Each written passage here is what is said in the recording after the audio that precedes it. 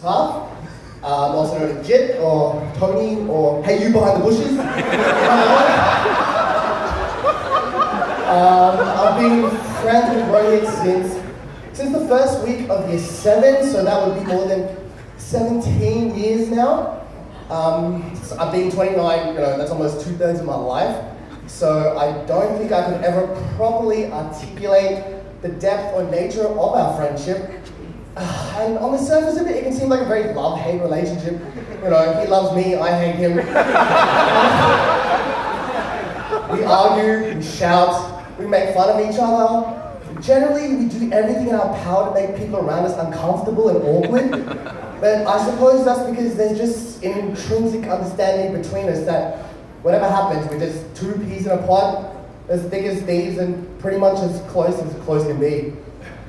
I first met Rohnafa in 2012 in New York, and I was on exchange at the time in Queens, and Bart was with me as well. He was actually staying in Atlanta, he was staying with me, and it was actually the first time we both met her. And I remember distinctly during one of our first conversations with her, Rohit, being Rohit, was doing his best impression of a geriatric right-wing 2GB host, gesticulating wildly about immigrants or dodgy builders or something.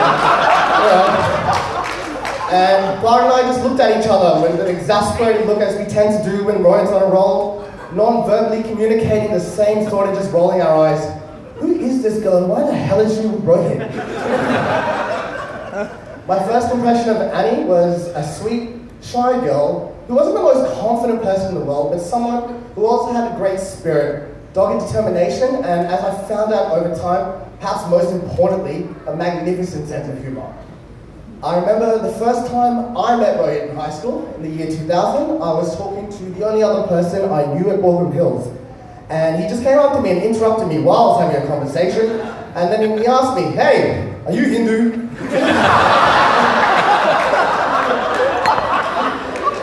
My first impression of Rohit was, who the hell does this guy think he is? And well, I suppose some things never change. My friendship with Annie isn't too dissimilar, I suppose. It's just really one of just flat-out insults, public criticism, comments that are way over the line, that go way past what could be considered acceptable, and quite frankly, it's all one way, from me to her. I've made fun of Annie's cooking. She's a fantastic cook. I've called her ugly. She's stunning. And I've ruthlessly hammered her on not being able to tell a story. And honestly, that is 100% true, because by God, have you heard her tell a story? Have any of you guys heard her tell a story? She gets this vacant look on her face, and then she does her best to recount everything not related to the story and expand everything that's completely irrelevant. Seriously, no, ask her to tell a story sometime later this night. Legit, there's a reason why she's not giving a speech.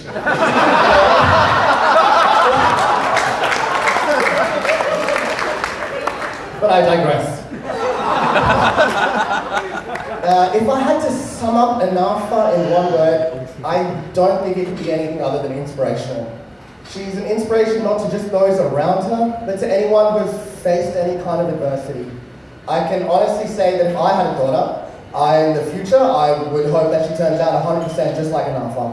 She's more capable than anyone I've ever met. She's smart, she's unbelievably sharp, greatly driven, and God knows where she gets her energy to put up with Rohit from, because that I will never know.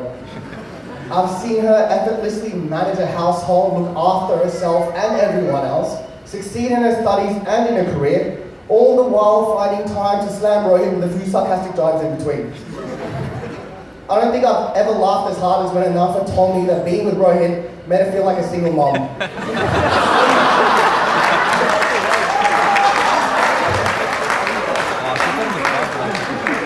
Honestly, no word of a lie, I still laugh about that to myself to this day. Annie, I don't think you're not just an inspiration, you're my inspiration. And you're the hero I want, not the hero I deserve, and we'll always be two peas in a pod, as thick as thieves, and just as close can be. I suppose it is a bit of a cliche in a wedding speech to say that, the bride and the groom are made for each other, but I don't think in this case it makes any less true. It's hard for me to think of Rohit and Rohnafa, or Rohnafa, as they prefer to be called. It's me to think of them not being together. And I don't just mean together in the sense of being in a relationship. I mean together like they're two halves of the same individual. In my opinion, the best relationships are the ones that make you better as a person, and there's just a certain je ne sais quoi that propels each individual onwards to greater heights and happiness they could have reached on their own. I guess there's a synergy to this kind of relationship, and I believe that's just what Rohnafa embodies. And look, when I was a kid, I was never a massive fan of Disney movies, and growing older, it only made me more cynical about this concept of true love. It just seems so asinine, a marketing ploy really designed to sell chocolates and diamonds, manipulating a chemically induced emotional reaction that compels mammals to breed. That's what I used to think. I never believed in true love or fairy tales. Then I met Rohnafa. I think also it would be remiss of me not to mention the white elephant in the room. I don't mean the one standing in front of you talking to you right now.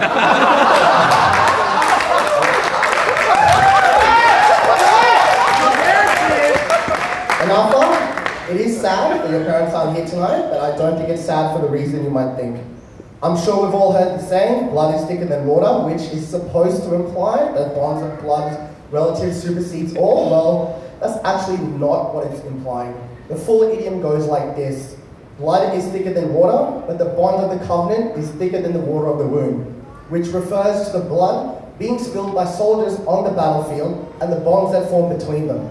So what it actually means is that the relationships and friendships you form with others that are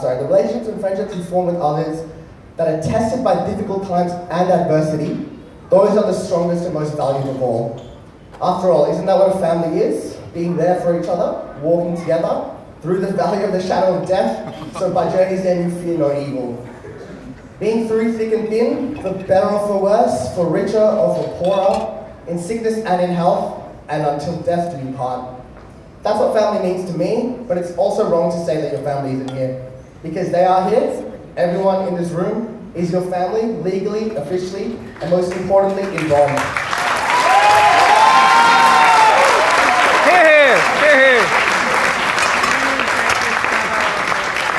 So that's not what I find sad. What I find sad is that if you had asked any parent or mother or father on the day of their daughter's birth, if you would have asked them, what would you want your daughter to grow up to be? They would say things like, I would want her to be strong. I would want her to be independent, to be intelligent, to be beautiful, to work hard towards her dreams. I want her never to subvert her inner nature. I want her to be successful in whatever she does, to be kind, caring, and altruistic. I want her inner beauty to outshine her outer beauty. And more than anything, I just want her to be happy. Basically, everything you are at this exact moment in our life. That's what makes me sad. Because they would have dreamed of a daughter like you long before you were born. And amazingly, here you are. Their dream completely come true. And here they aren't. Nothing ever seems too much for you, Rohnafa. I never see you overwhelmed or exhausted. And the more of a challenge you face, the more determined I see you get. You handle yourself with grace and aplomb, walking in beauty like the night of cloudless climes and starry skies, with all that's best of dark and bright, meeting in your aspect and in your eyes. Look, Russians have a saying. It says, in the kingdom of hope there is no winter. And who knows what the future holds? Certainly not me, certainly not Rohit, if anything's a path to go by. It was honestly great that your cousin was there for the wedding in India, Annie. It makes me very happy that your extended family support you and wish you nothing but good fortune. And I cannot wait until we see them in Bangladesh. I think my favorite thing about Rohnafa is the deep well of love and connection these two have for each other. I've spent a lot of time with them over the years, and it's amusing to see them almost try to hide it. Their polished veneer lends itself to cracks every now and again, whether it be one of them always asking an innocent-sounding question out of sweet concern for the other's well-being, or Annie making sure Rohit's eating something so he doesn't get cranky. Of course, it's always hilarious when Rohit pretends he's the boss, puffing and puffing and blowing a lot of hot air, only to hear Rohnafa in an almost deadly soft whisper saying, "We'll talk about this later, Rohit." You know, at that point, there's no talking, only Rohit acquiescing to Rohnafa's request. So, I guess you could say Rohnafa are pretty special in my opinion. The level of care they have for each other is what you see in 80-year-old people who've been married for 50 years. It's really something else. They're so open and welcoming. I've never seen any couple open up their home as often as they do, and to as many people as Rohnafa. I just think that says a lot about not just who they are, but individually, but who they are together as people. They're just two peas in a pod, as thick as thieves, as close can be. Well, it looks like we've finally got, quite a turnout tonight. Like the night sky, the stars are out. From Ganesh to Harish, so ladies and gentlemen, all those in between, I would like to ask you all, including the singing sensations, to join me in wishing Rohit and Rohnafa a very happy marriage.